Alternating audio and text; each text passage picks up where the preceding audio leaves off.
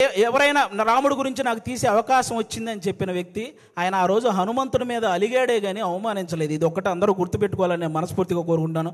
ఒకరు కాదు, సినిమా కోసం ఎన్టీఆర్ గారు సన్నబడితే ఆయన మీద ట్రోలింగ్, మన బాలకృష్ణ గారు మాట్లాడితే ట్రోలింగ్, అల్లు అర్జున్ గారు నవ్వితే ట్రోలింగ్, సాయి ధర్మ తేజ్ గారు యాక్సిడెంట్ అయ్యి ఆయనకు మాట్లాడడానికి ఇబ్బందిగా ఉంటే దాని మీద కూడా ట్రోలింగ్.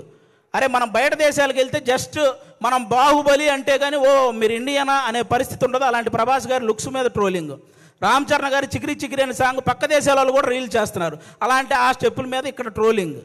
ఒకరు కాదు, విజయ్ దేవరకొండ గారి మీద మన ఇండస్ట్రీ వాళ్ళే ట్రోలింగ్. అంటే ఒక వ్యక్తి ఇంకా అంతకు మించి ట్రోలింగ్, అంత మానసికంగా ఒక వ్యక్తిని కుంగవేయాల్సిన పనే ఉంది.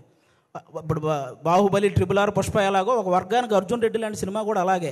అతనికి బౌన్స్ బ్యాక్ అయ్యే టైం కూడా ఇవ్వకుండా అతని మీద అంత ట్రోల్ చేస్తూ ఉంటే అతను ఎంత ఇబ్బంది పడతాడో ఆలోచించాలి. ఒక శ్రీలీల అని ఒక తెలుగు అమ్మాయి ఇక్కడి నుంచి బాలీవుడ్, తమిళనాడు ఇలా వెళ్ళి అన్ని ఇండస్ట్రీల్లో వర్క్ చేస్తుంటే ఆ అమ్మాయి డ్యాన్స్ చేస్తుంది కానీ యాక్టింగ్ పెద్ద.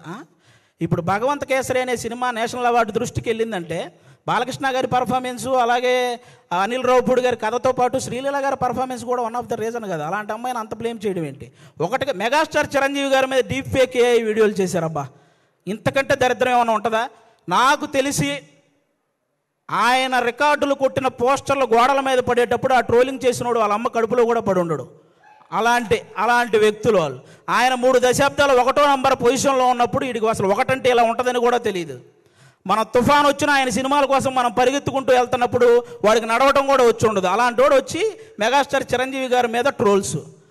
అరే మెగాస్టార్ చిరంజీవి గారు ఒక స్టేట్కో ఒక క్యాస్ట్కో సంబంధించిన వ్యక్తి కాదు, ఒక దేశం గర్వించదగ్గ వ్యక్తి మెగాస్టార్ చిరంజీవి గారు. అలాంటి వ్యక్తి మీద ట్రోలింగ్.